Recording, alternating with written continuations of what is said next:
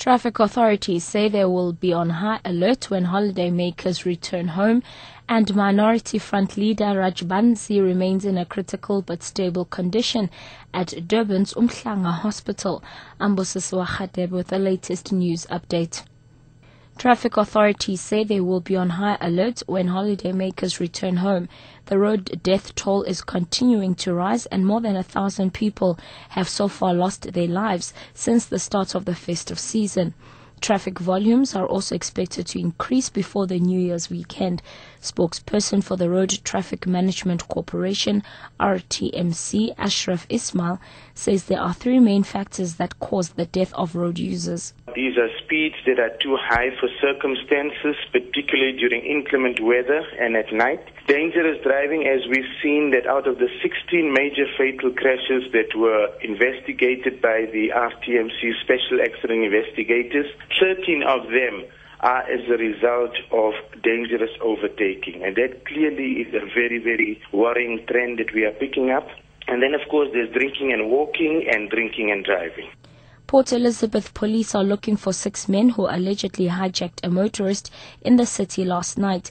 Police say the 24-year-old victim was sitting in his car at a traffic light in Cleary Park when a vehicle stopped next to him and 2 armed men jumped out. They smashed the driver's window and forced him out of the car. He was robbed of his car, clothes and cell phones. Messages of condolences are pouring in after the death of an ANC Youth League member. Former Youth League national organizer and a member of the National Working Committee, Vusi Mhlongo, died on Christmas Eve in the Tongaat Hospital in KwaZulu-Natal after a short illness.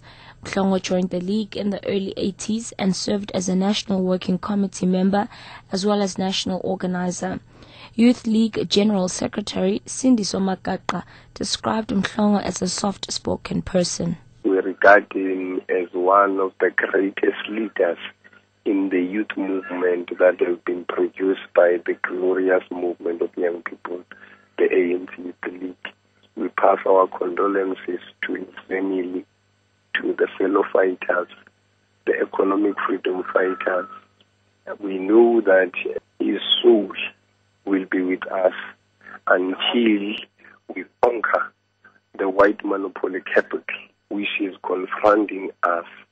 And lastly, Minority Front leader Amichand Rajbansi remains in a critical but stable condition at Durban's Umhlanga Hospital. Rajbansi has been in the intensive care unit since October after contracting a lung infection.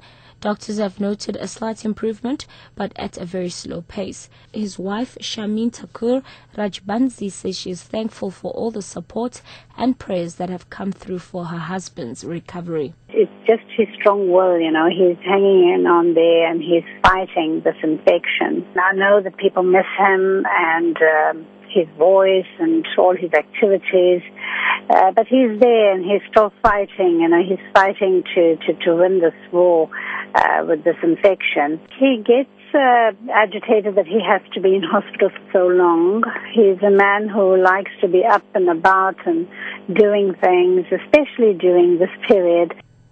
Catch our Men's Isimelani package on Option 7 and the latest news anytime here on Newsbreak Option 1.